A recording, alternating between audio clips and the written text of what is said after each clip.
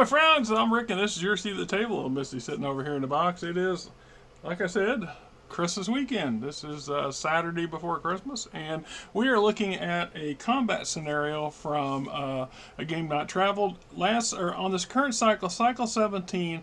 The Juan Kuro was my scout ship was leaving the swamp planet of Kepit's Folly, and has had an encounter with local Air Force, if you will, and so this is basically what we got staged out over here. What you can't see over here is right here on the edge of the map is my representation of the scout ship, and then over here would be the three fighter craft. These would be the equivalent of late 1930s mechanical fixed wing fighter craft. They are carrying a pair of light autocannons with an extreme range, ER range. The Juan Kuro, on the other hand, is carrying a pair of gun mounts, a upper and lower or top and keel mounted gun mount. Each gun mount has 4 rocket pods in them with a short range, much smaller range. So that lies some conundrums and some interesting facts. Another point would be the atmospheric fighters obviously are atmospheric, so they cannot leave the planetary atmosphere where our scout ship can, which is the kind of the goal here. These fighter craft have a maximum ceiling of 1,000 meters, and then of course the scout ship has no maximum ceiling since it can go into space. So they have, according to my conversion chart for speed, which I was able to find, at least something I think is supposed to be it, the acceleration rates are pretty consistent between the fighter craft and the scout. The Scout's movement factor is not as good as it ought to be because it doesn't have a whole lot of. It does not have any surplus sublight drives. You need more sublight drives to affect your mass push to increase the speed overall. And this being it's a bare bones Scouts, it doesn't. It has the very minimum of these things. So at best, it moves. It has a 2 hex per combat round movement. Now the conversion for the atmospheric fighters, they fly a couple hundred kilometers faster an hour than the scout ship can in the atmosphere. This translates to roughly a what is it, 3 or 4? 3. They have a movement of 3 hex per combat round. So they're going to be a little faster than the Juan Kuro.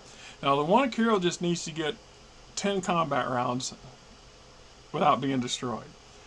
I highly doubt that would happen. The Juan Kuro is bigger. It has a damage reduction, so that their capability for doing damage has to supersede the damage reduction, assuming it gets to the hull first. But before it gets to the hull, it has a pair of shields. It has Tech 1 shields. It has a core shield, which gives it an inner layer of the equivalent of 100 hit points. And then it has a second shield, which has an outer layer of an equivalent of another 100 hit points. So you have to burn through first shield and then the second shield to even touch the hull. Right? Now, that said, each one of these fighters are packing 2 light autocannons. Now, I grant you they're -2 technology, so they're not as potent as our equivalent rocket pods ought to be, but the range difference matters here, I think, considerably. So we're going to play this out. The goal is for this thing to get 10 combat rounds to the top of the damn map. Once it gets to the 11th combat round, it is now past the ceiling of these fighters that will then have no choice but to break off. If the fighters stay out of close range of the Juan Kuro, then the odds are pretty good they'll survive this, because the Juan Kuro is, like I said, has rocket pods. They're dumb, means they just fire them in the direction that they think the thing is coming. 2, there's 4 of them on each gun mount, so that is a lot of potential damage. 3, they are short-range weapons, so they can only fire, their range to fire is much reduced compared to the fighters. And all ranges have a burnout, so in order I could shoot the short-range weapons at medium range at a reduction in both ability to hit and ability to do, and the amount of damage done. You know, generally speaking, it's you're lucky to get a near miss kind of scenario. So we'll see how this stuff plays out. These are little measuring sticks I made years and years ago for the maps. This hex map works just fine for this, and it's actually bigger than some of the smaller ones I've used in the past. So we shall go from there, and blah blah blah. All right. So we're going to roll basically, the green represents them, and the yellow represents the house. Whoever's higher gets to move first, so they get the initiative, which makes sense.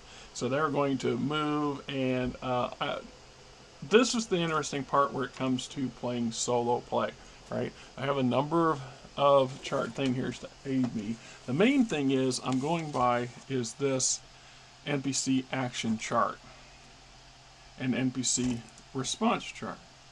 Well, we've determined the action here is that they're going to engage, approach and engage their version of a UAP. And so we don't need to worry about the action part. All we need to know is how they respond to the given situation. And my captain of the scout ship, sole goal is to get the hell off the planet.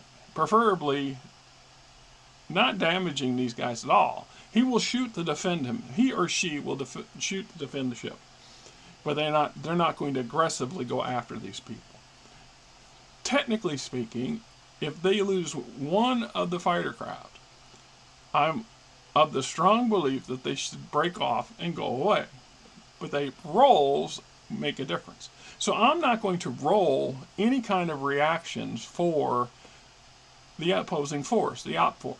So Kepit's Folly's Air Force the rolls are going to tell me what they do. This is how the mechanics for this game works out, and the combat system is pretty basic. So they get to go first. They have a movement advantage. They can move 3 hexes, and the question would be is starting with which direction do they move? Well, I have up here on this chart, amongst the other things, we'll put this down here just for the moment, right? Just for the moment. Okay. So, random direction for movement, right? And it's a D10. Now, I'm going to adapt this for the atmospheric environment. Obviously, it's going to be based on that sort of thing. So, seeking nearest cover. Well, in this case, there is no cover. That would be a wash. Now, if we were in let's say, I decided that we have a number of, I don't know, here's a fog, or here's a cloud that's thick enough to obscure visual, then potentially they could duck into the cloud and use that as cover. And they might very well, they themselves would do this because they're not familiar with the advanced sensor suites that our scout ship has. So for all intents and purposes, there's no atmospheric cover here. They can duck into any cloud, all the clouds they want. The Juan Carroll's gunners are still going to know exactly where they're at. So we're going to roll each individual, and I'm going to designate the orange being the leader of the squadron, and we'll figure out what this person does first. And there's no modifiers at this point to the chart. It's important to note modifiers accrue based off of combat and reaction scenarios. So you can get plus and negative modifiers to their responses. And in the case of these charts, the lower the roll, the higher the chance that they run away. The higher the roll, the more likely they're going to be the aggression. And they get to a point where they become fanatically aggressive. At that point, there's no talking to them. So the first guy is going to go, and yellow is always my 10, so 53. 53 on the response chart is holds position but attacks the nearest target. So he's holding his position, and his range of ER is, what did I say that was? 10 to 11 hexes. So if we put that down, his range, there's 6. Yeah, 1, 2, 3, 4, 5, 6. There's 7, 8, 9, 10, 11. So even if we go at the maximum range, we're still way too far away from where my target is over here in the corner. So that's fine. That would be, let me get a piece of scratch paper so we keep track of everything. Yeah.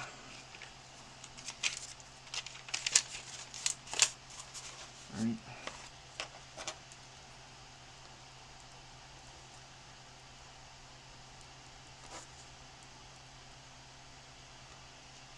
There you go. Yeah, you spell it right.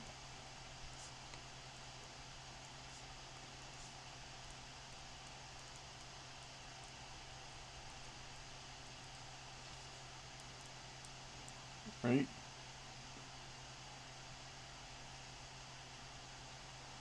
List this combat round. Kepit Folly number 1. He held position. Attacks if in range. 56.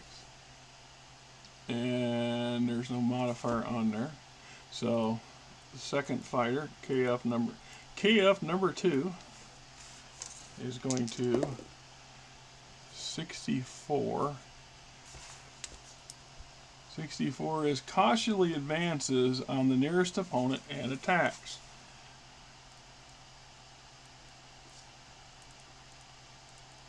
Alright, so he's only got a handful of range and speed, so we're gonna have him move up 2 of his 3. And this puts him at 7, 8, 9, 10, 11. So he's still way out of range of the one Kuro. KF number 3. And 22. So 22. NPC confused, hesitates, holding fire.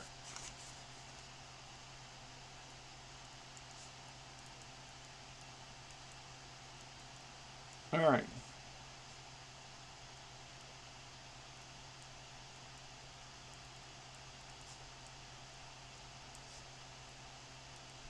Alright, so in a nutshell, you get where we're going with that, so I'm going to move that out of the way just a hair.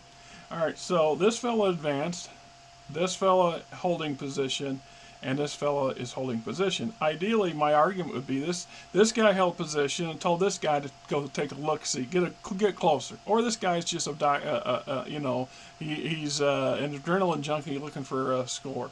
This fella hesitated because his commander did. So the one Kuro's over here, and combat round 1 is going to move 2 hexes, and we're just going to 1, 2.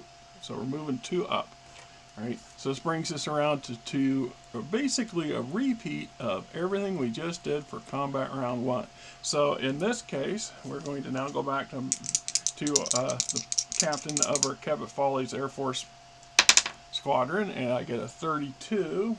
32 holds position and attacks. Well, he's probably freaking out because he's trying to understand what it is they're seeing, but he holds position. He's still way out of range, so he can't attack. So, KF number 2. See how much of this brave soul here is, how stupid or brave he is. Ooh, 70. Oh, 14. Okay. Now he's going to chicken out and dance around. Evades holding fire unless attacked. Evades. Which basically means he's doing a bunch of fancy maneuvering, but he's not making any change. He's not moving anywhere. All right. So this brings us to KF number 3, and see what this feller does now. This other guy's dancing around. 33. NPC holds the position, attacks nearest target if there was in range. So there's no range. John Kuro. Kuro moves. That brings us to combat round 3. So John Kuro moves up 2. Now we're in the 3rd combat round. So 4, 5, 6, 8, 10. So if we reach anywhere in this arc right here, then the one Kuro moves on beyond its ability, the opponent's ability to do anything. So wax and repeat. KF number 1, our leader over here who hasn't done jack, is probably freaking out because of this big thing that flies. It doesn't look like anything they understand should fly. NPC holds and attacks the nearest position. Now we're going to double check. See, so he's here. 1, 2, 3, 4, 5, 6, 7, 8, 9, 10, 11. So we're still way out of range. That's not going to be an issue. So that brings us to KF number 2. 47. Holds position and attacks. Right? Yeah, right. Alright, whatever.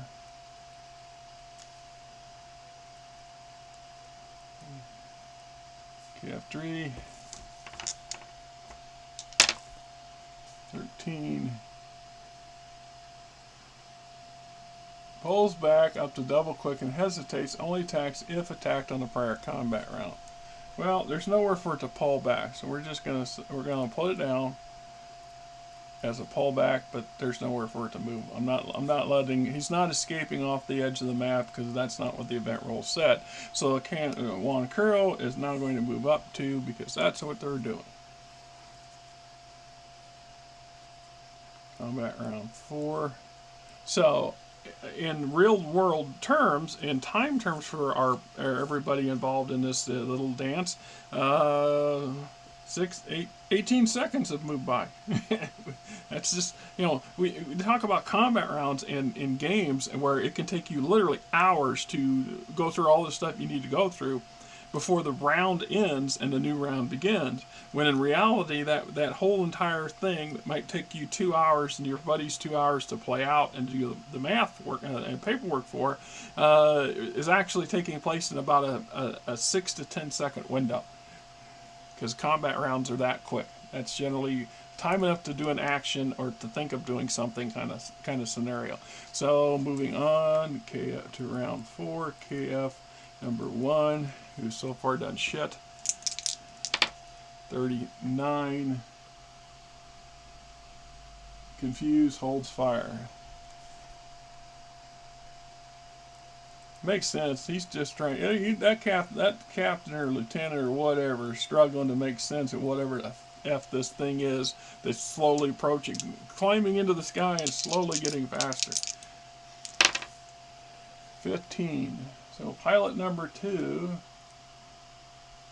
evades.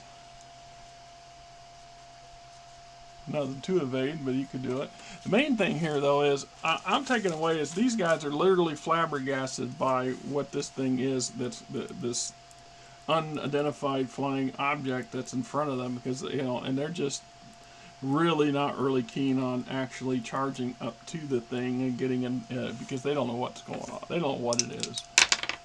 They're probably on their radios freaking out to the people back at the base who are then trying to make sense of what it is they're doing. So, the third guy says confused, or no, just holds position. Holds position, fires if fired upon. All right, so move. So this is going to move 1, 2. All right, so I'm at round 5.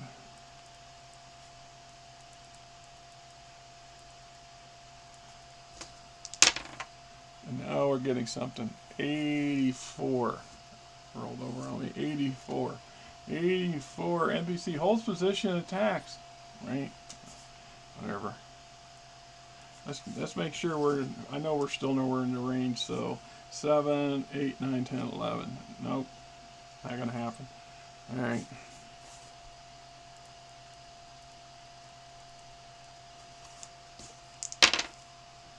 $14. Yeah, he's just busy evading.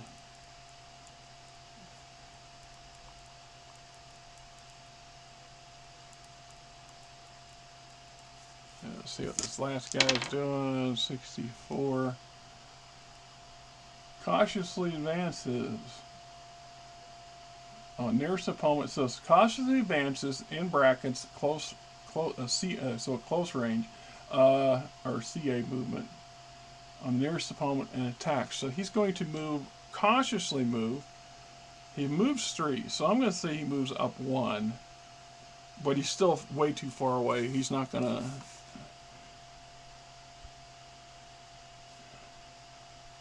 He's not in any room to do anything. So, of course, the Juan Kuro's moving. This brings us into combat round 6. Okay, so we'll go up 2 more. And KF1.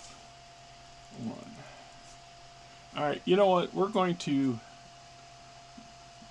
just fudge it for a minute. I don't like doing it, but we're going to do it. 1, 2, 3.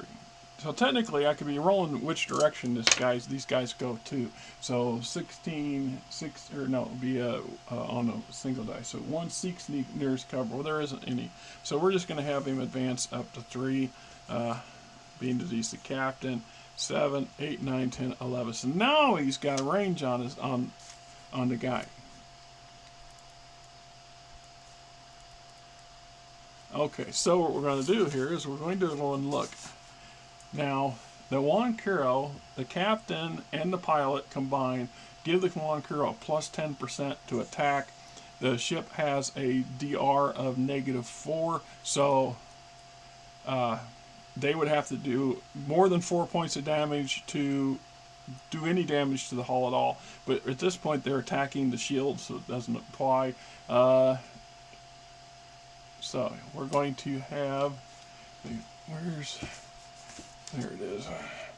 We're going to have him fire a round from his autocannons.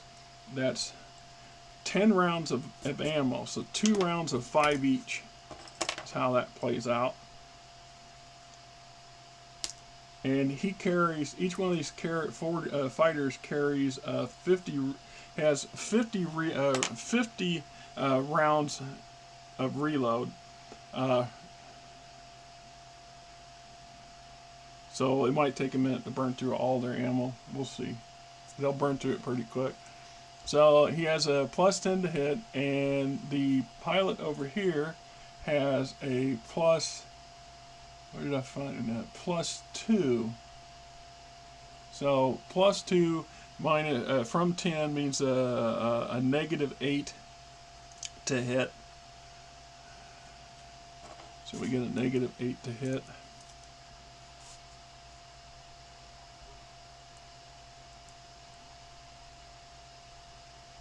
Now that could change. But we'll see.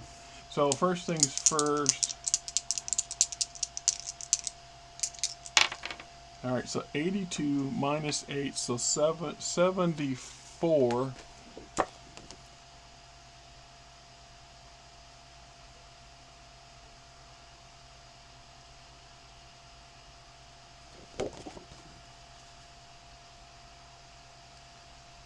$74 is a yes with a plus 15, so potentially he adds 15 for his plus for his next combat round. So let's get that up here.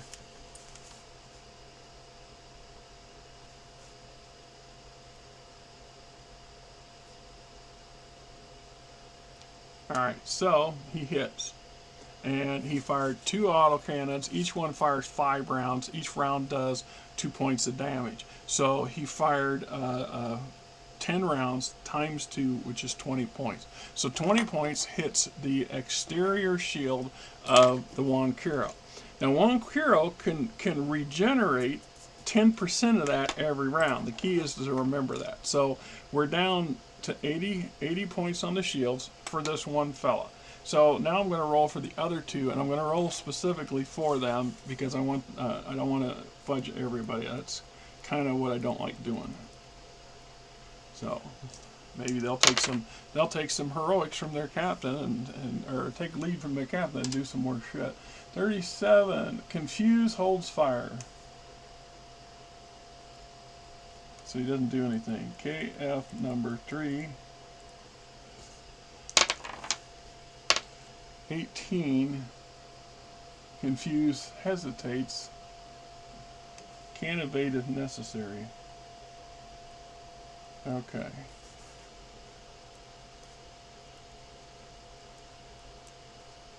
Now we hit the one Kuro. Now the one Kuro, like I said, it has rocket pods.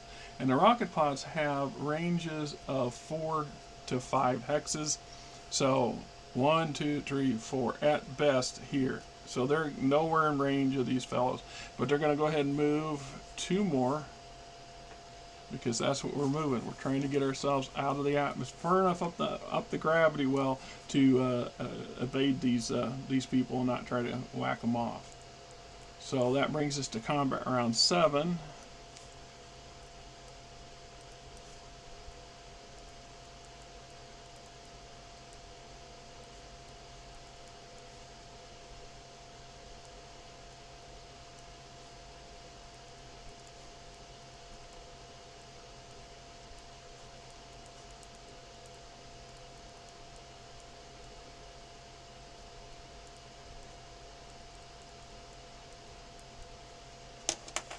All right. Now, keeping in mind that the captain of the captain over here, he gained 15%, so he has a -8 to hit. We add 15 to that, so now he has a +7 to hit for this round. Now that 15% goes away unless he picks up something else. So 24 plus 7, so 31. That's not really a good result, is it? Holds position. Well, he holds position and attacks. So he's in the position to do that. So he's not going to get any closer.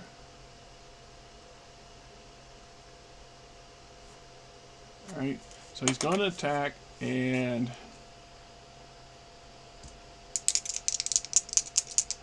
we get a +7 to his attack. So 28 plus 7 is 35. Right, get the right chart. 35 is a glancing blow. So he hits, but he only does half damage. So that was 20 points divided by 2, which gives him I'm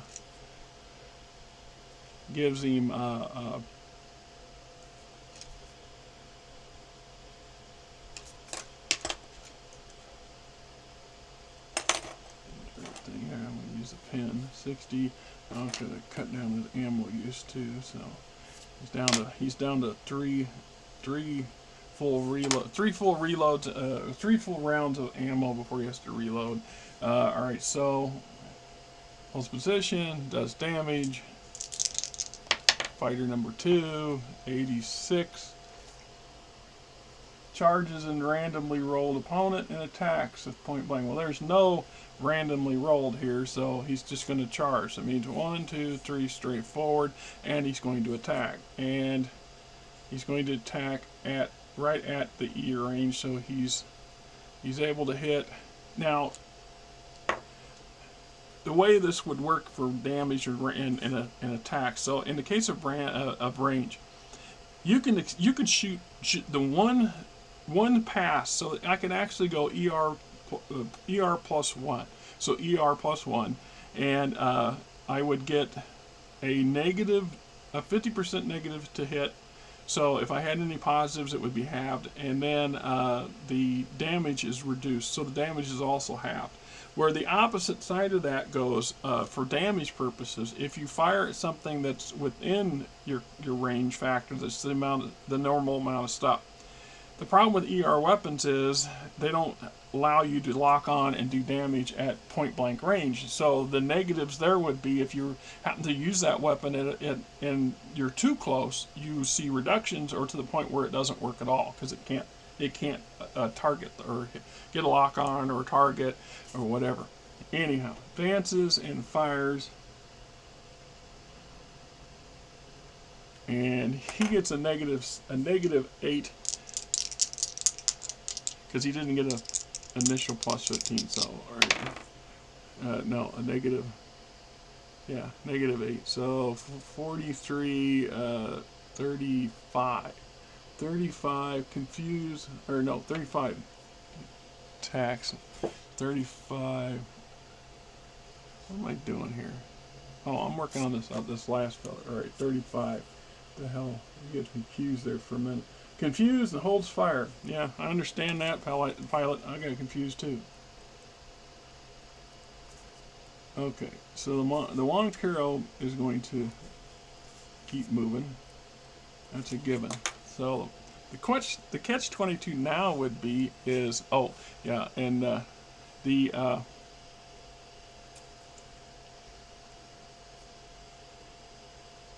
moves, and we want to double check the range for ER. Medium range would be, so we're looking for 4 to 5. 1, 2, 3, 4, 5. See, so that fighter is still out of range of the rocket pods from doing anything. So the Juan Kuro is just moving up in the world because that's what she's going to do. We also have to re-examine the shields. So we went to around the combat at 10%. The shields are going to regenerate 10 points this round, this cycle. So it's possible that you can never damage a shield hard enough to give you a break. So as long as that combat goes, you need to be able to keep consistently hitting them shields with damage, or you need to be able to do an overwhelming amount of damage in 1 or 2 shots to bring them down. So otherwise they're just going to keep regenerating themselves. And if you get them, and this really pairs up when you look at how the shielding system works. The Juan Kuro has a pair of shields. It has a core shield, then it has a section shield. Well, since it's a class 1 hull, it only has a section, so in theory it has 2 separate layers of shielding. And when the outer layer fails, then you start hitting the second one. Both are recharging. So every round that outer shield is going to regain 10 points. So it will always be reducing automatically any damage hitting the second shield or the hull by 10 points. And this goes by the same with the second shield. So if you get both shields down and you start hitting the hull directly every round, both shields are regenerating. So if they can go enough rounds without getting damaged, that's the beauty of shields in that that deal. All right, so our captain for our Kepit Folly Air Force does not have that. He had that 15% bonus for the previous round that does not carry over. So now he's again at a -8.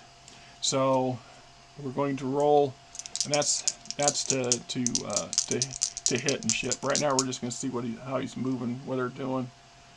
All right. So 83. Holds position, attacks. Well, it makes sense. He doesn't need to get any closer. He's well within range. So he's got a -8 to hit. And so 43, 35. So 35.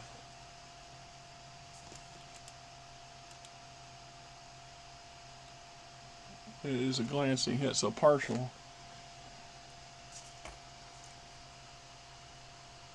Another half damage. So he loses. Now this is important. We track this stuff. So in his case, we know the fighter has. This is his 3rd round, so he's got 2 more full rounds of ammo left before he has to reload, and does another 20 points of damage to the Kepit Juan Kuro's exterior shield, which is down to 50%. So just so we know, we are now at 50% on the outer shield for this ship. And if all 3 of these buggers were hitting consistently, potentially the Juan Kuro is at risk. There is a potential risk here of it being potentially destroyed. But at this point, I don't see that happening because the clock's running out on their ability to inflict damage. So we'll move on to number 2, this feller up here, and 84 holds position, attacks nearest target, which once again would be this feller here. Now the Juan Kuro, since it moved, these fellers are now out of range again. They have to close range or they're not going to be able to fire. So attacks and hold an attack. Also at a -8. So 78, so 70, that's definitely a hit. Well, more important, I know it's a hit, but I want to see what modifiers. It gains a 10% modifier. So hit plus 10%. So on the next round, he gets an advantage. He would now have a +2 instead of a -8 to hit. And he hits. He does full damage, which brings her shields down to 30. So now the outer shield is a couple shots from failing. Right. That brings us. So he held it, or he didn't move. He didn't move. Now we'll move on this fella here. So, and 43. Confused, holds fires, but can't invade. So he's basically drooping back. He's just moving back and forth. He's not doing squat. He must be green. Or he's a veteran and he's intelligent. I ain't going up there. I don't know what the hell that is. You're nuts.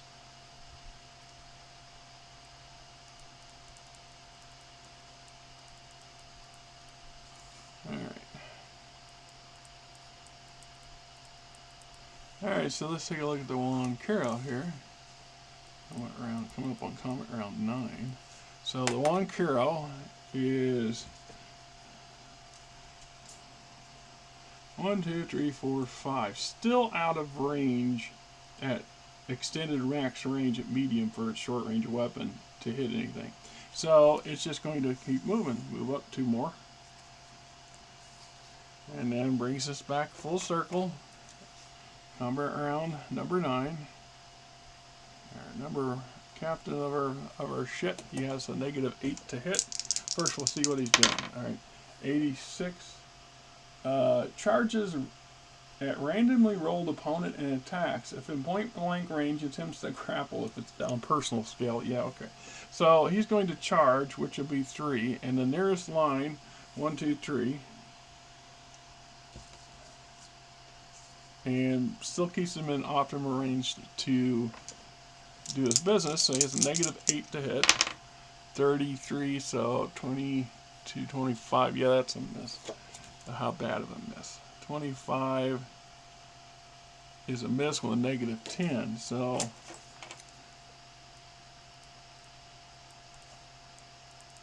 Mance fires, miss, gaining him a -10%. So now he will have a -18% on the last round for him to make an attempt to do anything. So let's move on to number 2. This fine fella right here, and 18. Confused and hesitates. Can't evade. So if he was being attacked, if I had fighters here attacking, he could evade and use his evasion skills. He just wouldn't be shooting, right?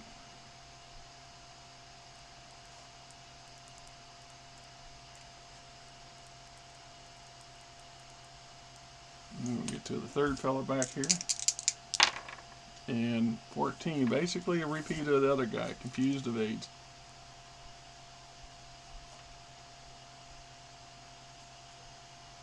One Kuro. Once again, I don't think she's in range of anybody. No. So she simply just moves up 2 more. And that brings us to combat round 10. So at the end of this combat round, the one Kuro will move, and then will effectively at that point move out of atmospheric range of these fine folks here, and put an end to this farce. Also, 10%. So we've regenerated 10 points of our shield, which was down to 30. Now brings it up to 40. And we're going to get our captain of the Kepit's Air Force and see what the hell he's doing. And he has a -18. He has a base 18, -8 to hit, plus the -10 because of how crappy his last one was. He was, threw his aim off so bad he still rattled. I don't know. Somebody farted at the window and flipped him off, and he freaked him out. Who the hell knows? All right, so his movement, his action is 16. Evades holding fire unless attacked. So he's going to just evade, hold fire.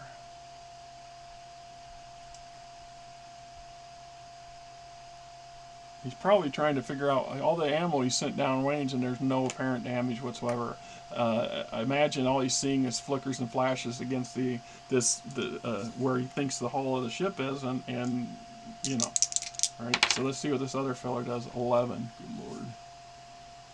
Pulls back up the Devil Cook and hesitates. Okay, so he's going to pull back. So we'll have him pull back 2. So he'll drop back behind his captain there. And that's how he'll probably explain it in his report too. I just got back behind my wingman position and leave the captain exposed, All right, so 24 for the last feller. And it is hold position and attacks. He's not going to hit nothing back there. And then that's it. The John Kuro moves in engagement. So Juan Kuro moves on up the out and up off of the screen and out of the way, and now we've got basically atmospheric combat for Interstellar Frontiers. The gist of this stuff is the simpler the better, right? And one of the aspects I tried to do when I came up with the concepts for this stuff was I needed these forces to be able to randomly react. And one of the hardest things to do in solo play, if you've ever played any kind of game by yourself, you're playing yourself, literally. You know what you want to do. You know what your maneuvers are going to be. You know how you react. And after a while, it gets redundant and boring. I'm going to be honest, it just gets boring. So one of the things I've always wanted was to make sure that these people, my opposing forces, could operate as autonomously as possible.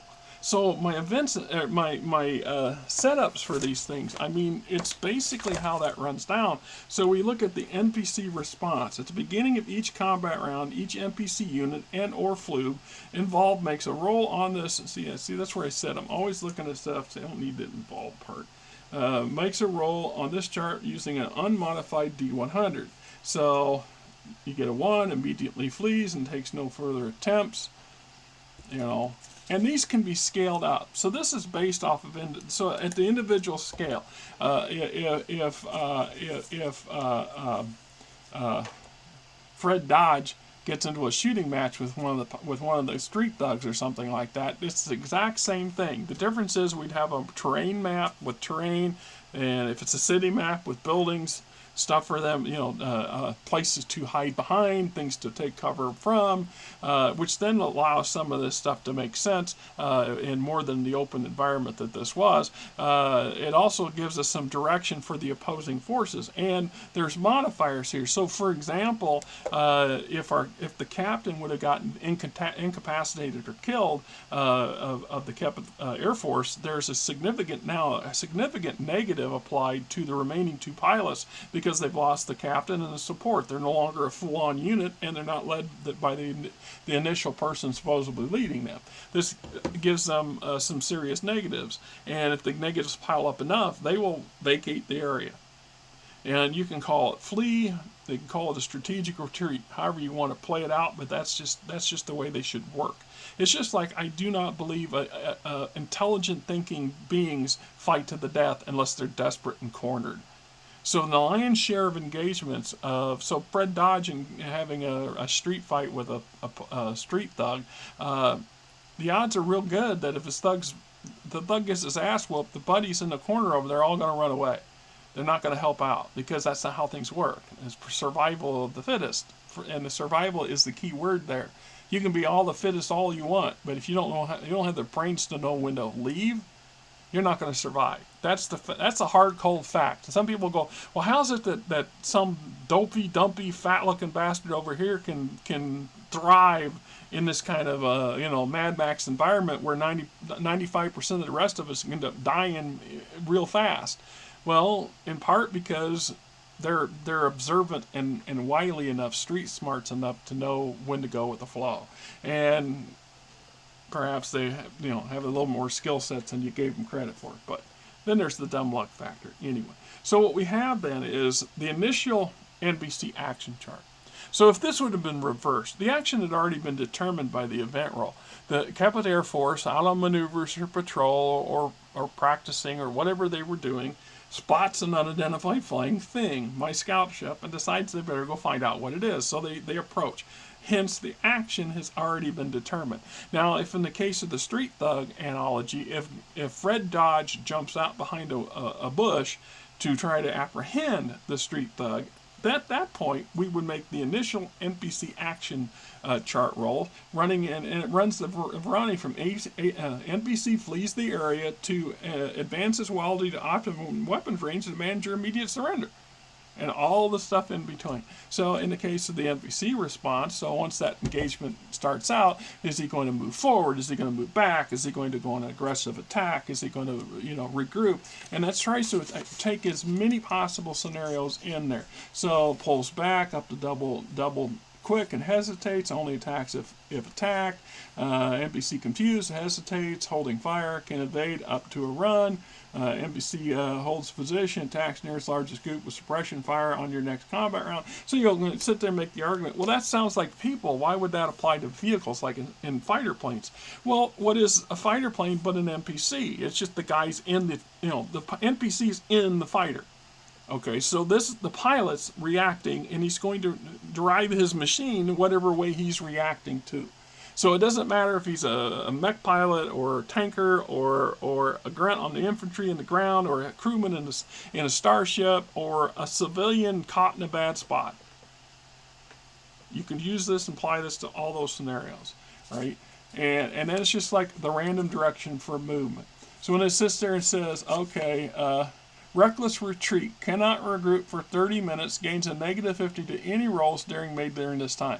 So this in case if you roll a 2 or a 3 on the NPC chart, the NPC makes a reckless retreat. So they are so hell-bent on getting out of the area, that's all they're focused on, getting out of the area. And it takes them up to a half hour to get their act together before they're comported enough or calm enough or whatever to proceed to the next thing, right?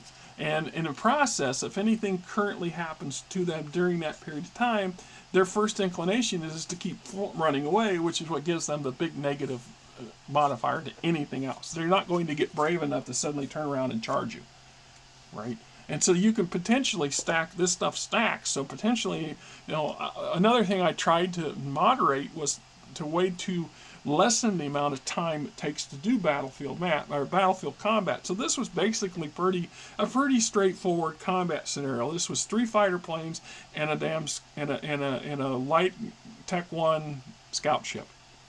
And the scout was just flying through the air and kept right on. It took some damage to the shields, it kept right on going. Right? Didn't fire a shot. And the crew and the captain of the one Kuro gets an extra 10 points to their ranking for this engagement. If I were tracking the pilots and the fighter planes, they too would gain a 10% increase in their ranking. From the engagement for surviving it, if nothing else. And in the case of the one Kuro, the shields are regenerating. They'll be regenerated before the thing hits gets completely out of the atmosphere. Before we hit low orbit, the shields will be recharged. At 10%, it takes 10 rounds to recharge a shield fully. At this scale. Now the bigger shields take longer to regenerate because they're bigger. Points are pretty much the same. So I'd have to go and look at the chart for that because I'm sure I got a chart on that somewhere. But anyway, I'm Rick. This is Misty over there. This is Combat in a Game Not Traveled. Till next time, tell you guys have a great weekend. Enjoy the holidays. Enjoy whatever y'all do for the holiday season. Your religion, be damned. Your social whatever, be damned. Be human. Be a person.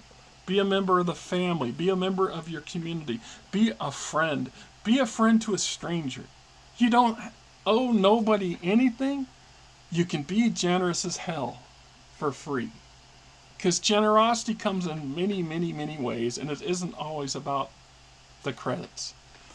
I'm just saying, have a great week.